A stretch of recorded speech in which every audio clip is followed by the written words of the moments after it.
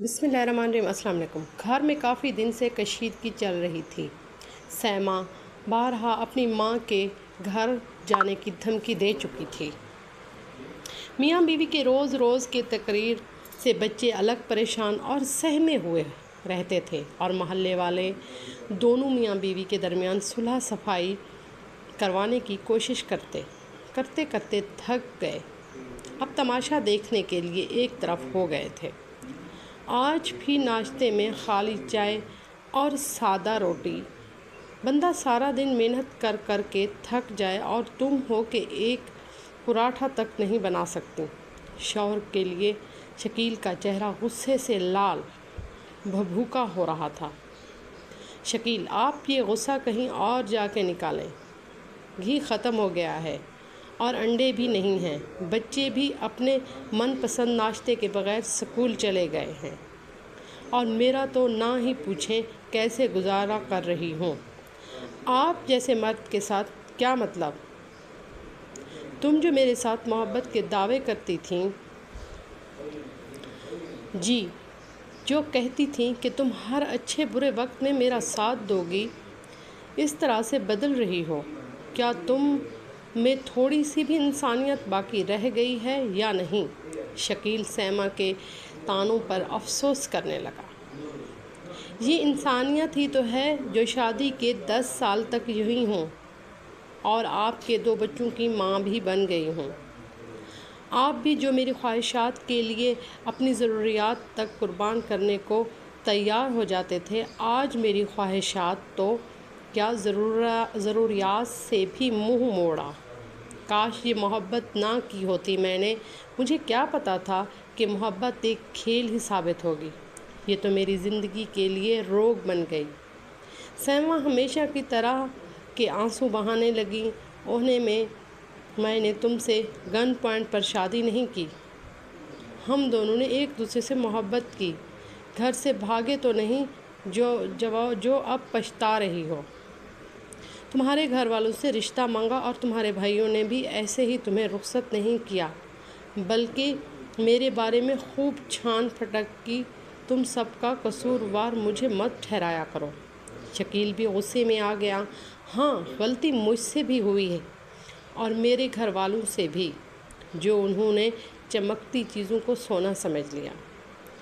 اب اس غلطی کو سدھارنا ہی ہوگا، سیما بھی حتمی لہجے میں بولی۔ شکیل تنے ہوئے چہرے کے ساتھ بغیر ناشتہ کیے دفتر چلا گیا اور سیما بھی بیزار سی گھر کے کاموں سے نمٹ کر اپنی ماں کی طرف چلی گئی۔ ساجدہ بیگم پہلے تو بہت حیران ہوئی کہ مہینوں نہ آنے والی بیٹی کو میکے کی یاد کیسے ستائی، لیکن ماں تھی، ان کے دل میں کھٹکا سا ہوا تو احوال پوچھا۔ اب جو ماں نے محبت دکھائی تو وہ زاروں قطار رونے لگی۔ اماں، شکیل نے تو جینا ہی حرام کر دیا ہے۔ مجھے کیا پتا تھا کہ لو میرج کا یہ انجام ہوتا ہے، پر آپ سب نے بھی تو اسے قبول کیا تھا۔ وہ پہلے تو ایسا نہ تھا۔ ہماری زندگی کتنی اچھی تھی۔ بس اب میں یہیں رہوں گی، جاب کر لوں گی، اپنے بچوں کا پیٹ پالوں گی، بھائیوں پر بوجھ نہیں بنوں گی۔ سیما نے ماں کی تائید حاصل کرنا چاہی۔ ساجدہ بیگم سمجھدار خاتون تھی۔ انہوں نے بیٹی کی بات پر بھڑکنے کی بجائے اسے سمجھایا، بیٹا، پہلے تو تم یہ بھول جاؤ کہ تمہارے بھائی بھابھیاں تمہیں اس گھر میں برداشت کریں گی اور اس معاملے میں میں بھی ان کے ساتھ ہوں گی۔ بے شک یہ گھر اب بھی تمہارا ہے، لیکن اصل پناہ گاہ شوہر کا گھر ہوتا ہے۔ شادی شدہ زندگی میں بہت اتار چڑھاؤ آتے ہیں۔ شکیل اپنی جگہ ٹھیک ہے۔ آج کل مہنگائی بھی تو دیکھو آسمان سے باتیں کر رہی ہے۔ 2 نوکریاں وہ کر رہا ہے۔ اگر شادی سے پہلے وہ وعدہ کرتا تھا تو وہ 10 سال پہلے کی بات تھی۔ اب حالات مختلف ہیں۔ آج تمہیں اس کی برائیاں نظر آ رہی ہیں، لیکن غور کرو، اس میں کچھ خوبیاں بھی تو ہوں گی۔ ساجدہ بیگم نے سیما کی طرف دیکھا تو وہ چپ چاپ بت بنی ان کی طرف دیکھتی رہی تھی۔ ویسے اماں، کہہ تو آپ ٹھیک رہی ہیں، وہ مجھ سے اور بچوں سے بہت پیار کرتے ہیں، لیکن آج کل وہ چڑچڑے ہو رہے ہیں۔ بہت زیادہ، میں تنگ آ گئی ہوں اماں۔ تو اس مسئلے کا ایک ہی حل ہے کہ معاشی مسائل کو حل کرنے میں اس کا ساتھ دو۔ تم اس کے بغیر نوکری کرنے کو تیار ہو، بچوں کو باپ کی شفقت سے محروم کرنا چاہتی ہو تو اپنے گھر میں رہو، نوکری کیوں نہیں کرتی؟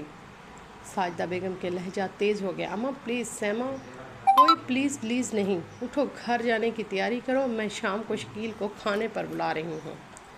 ساجدہ بیگم نے غصہ دکھایا جو اس وقت اور حالات کے مطابق ضروری تھا۔